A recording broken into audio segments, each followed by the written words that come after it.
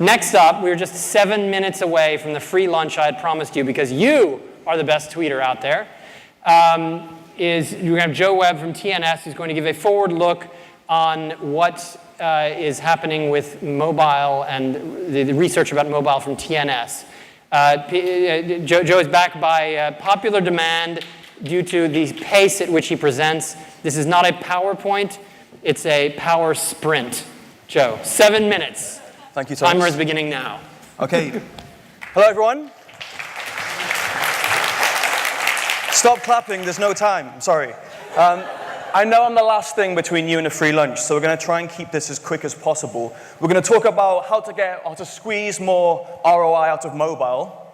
We're going to do so using a study called Connected Life, which my team runs here in Hong Kong.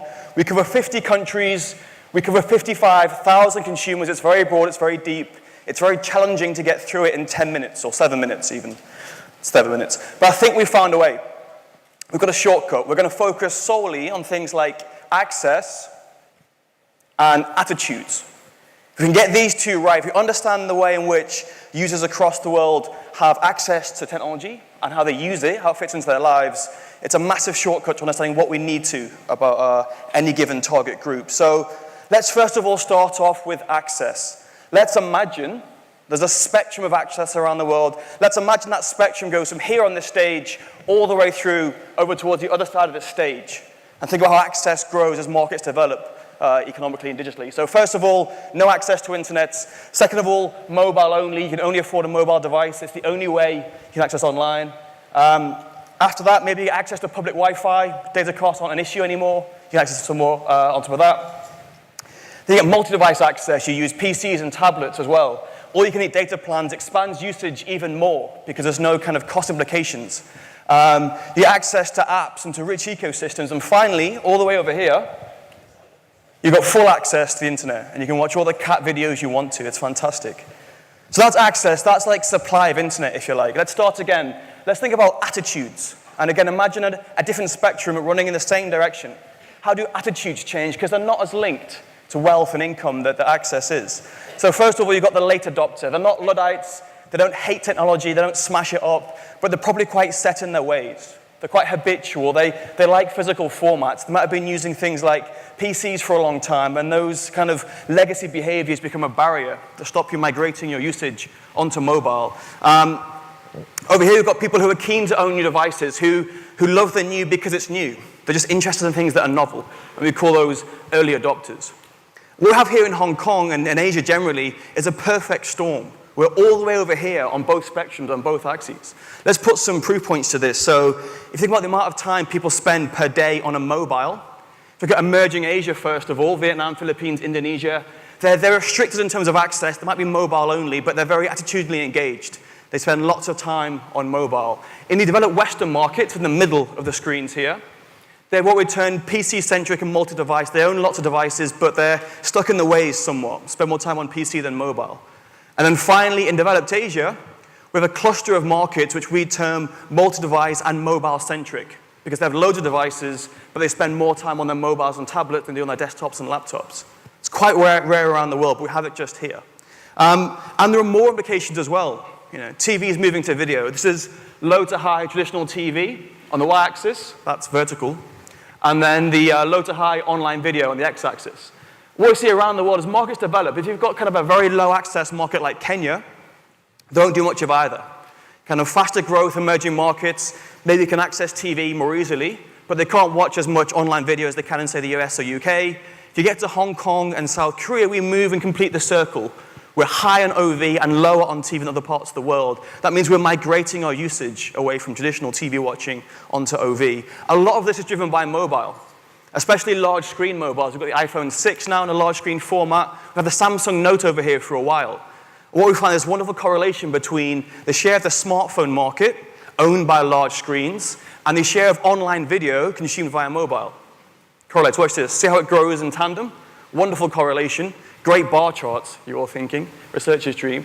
But seriously, I mean, the more people own these large screens, the more time they spend on them watching content. It has a big impact on viewing habits. So mobile's now the primary screen. This is just Hong Kong data. This is our share of time across different forms of media, different screens. From low to high, print, radio, TV, PC, mobile, it's internet users, so it's not absolutely everyone. This is how people spend their time in Hong Kong. This is how advertisers spend their money. See the phones go up, doing well. Anyone notice anything wrong with this? All right, I'm not saying the numbers should be equivalated, but there should be some sort of correlation here. And it's backwards, it's the wrong way around.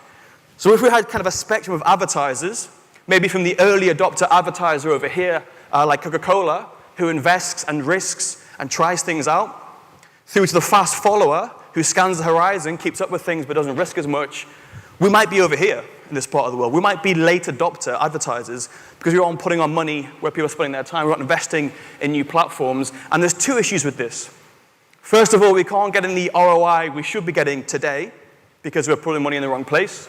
But secondly, we're not learning the skills and expertise we need to be good marketers tomorrow.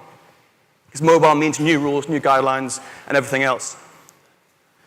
We're also missing out on new ways to connect. So this is our last spectrum. We're very spectrum heavy today.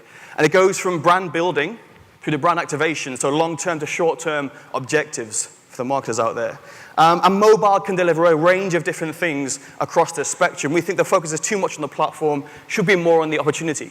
And the opportunity is things like brand extensions. There's a brand using technology to create experiences. So spending that ad budget not on static ads, but on experiences which deliver a brand message.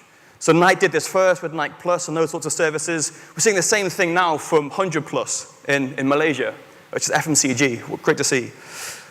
Looking at things like contextual targeting, this is brands saying to, or using their budgets not just to target users, but to target moments. So easy example is Starbucks. You're Starbucks, you're most important in the morning. You want to own the morning coffee slot. That's what they're trying to do with their budget. And again, it's all driven by mobile and mobile apps for alarm clocks and everything else. And finally, obvious one, but omnichannel retailing. The only area Hong Kong isn't advanced in compared to the rest of the world is e-commerce. We're like an emerging market in how we think and engage in e-commerce a lot of the time. But we take on mobile shopping, and they can be used to provide reassurance, transparency, and drive purchase. So we're missing out on all these things by not spending more money on mobile. So I've got 14 seconds left. These are my 3 key takeaways from today. The first thing we have to do is accelerate. We have to move faster. We have to realign our budgets. We have to experiment more.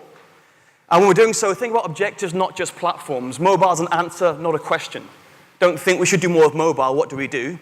Create an app. Think what sort of opportunity and objective you're going to go for. Brand building, activation, contextual targeting, those sorts of things. And finally, don't just see ROI measurement as measurement in itself. See it as optimization. You had Zach King earlier. He doesn't measure the success of his Vine videos so heavily just because he wants to understand whether they've done well or not. He feeds that knowledge back into the next video and keeps it working. And that's how we should see things now. It's not measurement, it's optimization. 30 seconds over. Have a great lunch. Thank you.